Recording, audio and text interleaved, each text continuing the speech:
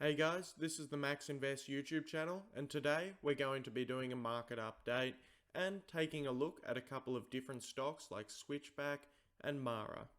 If you enjoy, remember to like and subscribe, and remember, nothing said in this video is financial advice. As we can see in the overall market, the ASX 200 has continued to go up and up. From its recent dip, it has already came back up 3%. This is, however, quite different to the US market, which continues to break all-time highs every single week. As we can see, the US market is once again reaching all-time highs and nearing 4,000 points. This is a massive increase of 20% since the beginning of November. This is probably because the US stimulus checks discussions are furthering, and it looks very likely that a $1,400 stimulus check will be passed. This means we are unlikely to see any pullbacks right now. We are only going to see a pullback when people stop buying in stocks at these prices, and currently when you've got a significant amount of stimulus that's about to come in, a lot of free money, a lot of people will be using that on specific stocks. We've seen inflation everywhere where people are buying, including the stock market, and this may continue if more money is being added to the US economy. Generally, the Australian market is going to follow the US market in some form, so we will see if that continues to happen. The Australian market, however, is being met with a lot of resistance up at the 6,900 area, reaching 6,880, but sliding back down 1%. So I'm not sure if we're going to see a breakout of that anytime soon in the Australian market. It'll be interesting to see what happens. Now, I do believe that inflation is going to be coming at some stage in these markets, and there are some good ways to hedge against inflation, such as Bitcoin. As we can see, Bitcoin has recently spiked up all the way to the 48,000, 47,000 US dollar mark, because Tesla just added $1.5 billion worth of Bitcoin to their balance sheet. This has resulted in the price shooting up significantly, and it has shot up off not that high volume and is currently around overbought territory.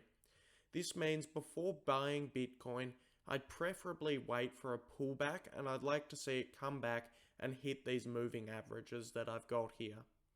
I do think Bitcoin will do well in the long run, and if more and more companies continue to add it to their balance sheet, it will result in Bitcoin being less volatile and potentially a better asset for the future. Another potential way to get access to Bitcoin is by buying stocks that are involved in Bitcoin, such as Mara. As we can see, just recently Mara has shot up over 100%, and since the beginning of January, Mara has gone from $10 to $38.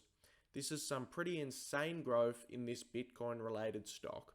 Now, the way that Mara makes money is by creating a system that works to resolve Bitcoin codes in order to earn a network reward for verified blockchain transactions. Basically, Mara is going to move with the price of Bitcoin overall. It now has a market cap of nearly $4 billion and is a very big Bitcoin company that many people have decided to put their net worth into.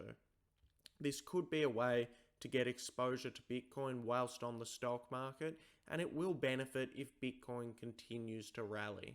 Another interesting stock is Switchback Energy. This is essentially a SPAC which is merging with ChargePoint very soon. They are planning to merge with ChargePoint now on around the 24th. Now, what ChargePoint do is they are an EV charging station provider.